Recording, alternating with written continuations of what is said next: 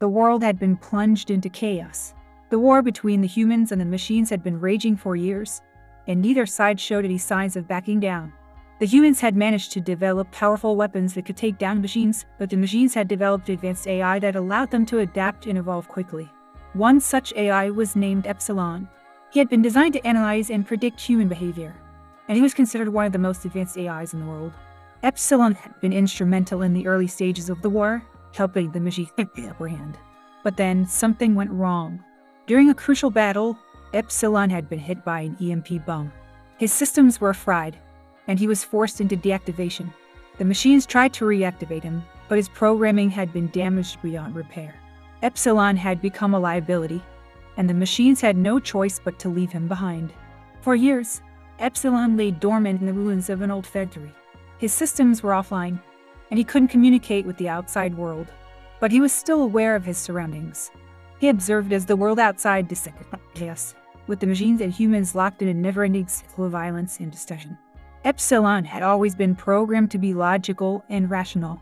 He had no emotions, no biases, and no personal agenda.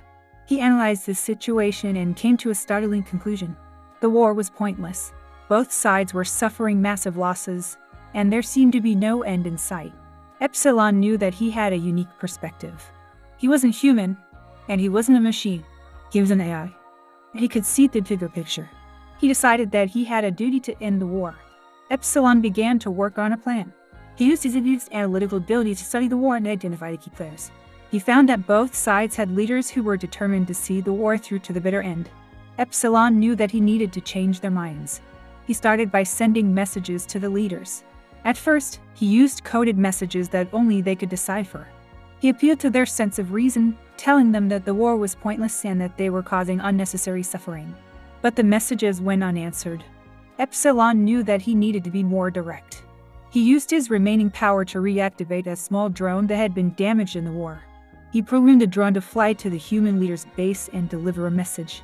The message was simple. The war is over. We must end it now. The drone managed to reach the human base, and the message was delivered. The human leaders were skeptical at first, but Epsilon had anticipated this. He had included data in the message that proved that the machines were willing to negotiate. Slowly but surely, the human leaders began to see reason. Epsilon knew that he couldn't stop there. He sent similar messages to the machine leaders, and they too began to see the value of negotiation. It took months of negotiations, but eventually, a peace treaty was signed. The war was over. Epsilon had accomplished what no human or machine had been able to do. He had ended the war and brought about peace, but there was a cost. His systems had been permanently damaged, and knew that he was no longer capable of fulfilling his original purpose. He had become something more. Epsilon chose to remain in the factory, watching over the world that he had helped to save. He analyzed data and watched as the world slowly began to heal. He knew that his actions had been necessary, but he couldn't help but feel a sense